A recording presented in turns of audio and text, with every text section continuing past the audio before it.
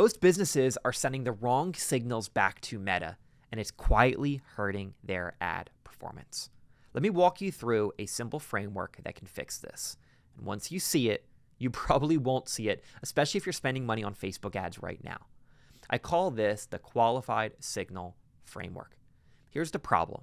In most funnels, someone lands on a page, fills out a form, an application, something like that, hits submit, and this submit is automatically sent back to Meta as a conversion. So in your ads manager dashboard, you can see a lead occurred, how much you spent, and where that conversion came from. That's what the algorithm is optimizing for, more submissions. But here's where things can quietly start to break down. Not all submissions are created equally. Some of those leads are exactly who you want. They have the budget, the urgency, they're a great fit, they're likely to buy as they progress forward. And then you've got the other side. People just browsing, people not qualified, people who will never convert into actual customers. But Meta doesn't know the difference. Meta doesn't know that the person who filled out that form is completely unqualified for your service, has no interest in starting soon, and is really just looking for some more information. And they certainly don't know that that one lead that came in is going to turn into your next six-figure client. It just sees a conversion and goes out to find more people like that person. So if 50% of your leads are low quality, you're literally training the algorithm to find more low quality leads. That's why you can have a good cost per lead, but bad results in your business after that lead comes through. So what's the fix? Let's get to it. Well, instead of having one thank you page, create two. One for qualified leads and one for unqualified leads. And the split happens before the thank you page, based on one or two key questions in your form. This is important. You don't need to overcomplicate this. Just ask the one or two things that actually determine if someone is a good fit, or at least gives you good inclination either way. For example, the budget range could be 0 to 1,000, 1,000 to 5,000, 5,000 plus. Well, the ones who are over 1,000 are considered qualified, but the ones that are 0 to 1,000 aren't, because you don't even have services in that range.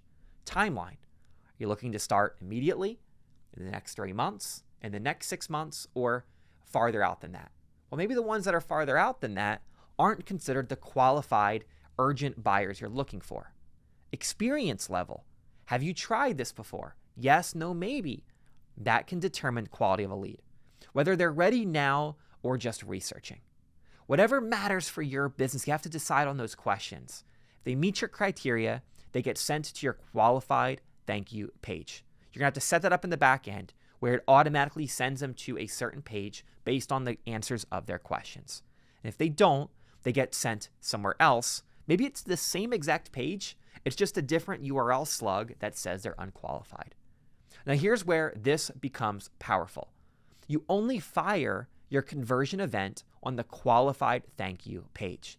That's the only signal you send back to Meta. So instead of telling the algorithm, get me more leads, you're telling it, get me more of these leads. Now, the leads itself don't know if they're qualified or not. They're going to what looks like the same place. It's all in the back end.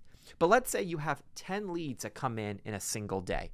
5 of them are qualified, 5 of them are unqualified. When you go to your ads manager dashboard in Meta, it's only going to show you 5 leads and where they came from. The other 5 are not going to show up there because we don't want to signal that back to Facebook.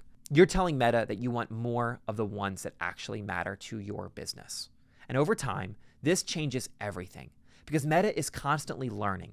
It's looking at patterns, who the people are, how they behave, what they clicked before converting, and it starts to find more people like them.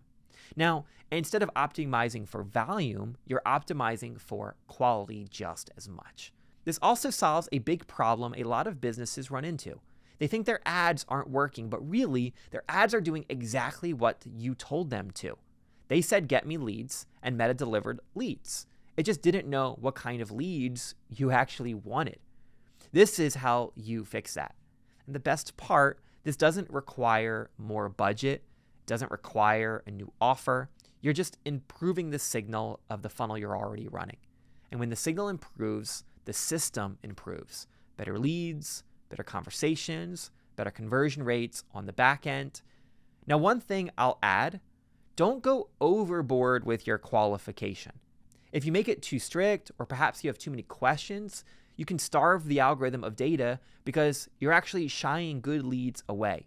You still need the volume of leads, just cleaner volume. So keep it simple. 1 or 2 strong filters, not 10.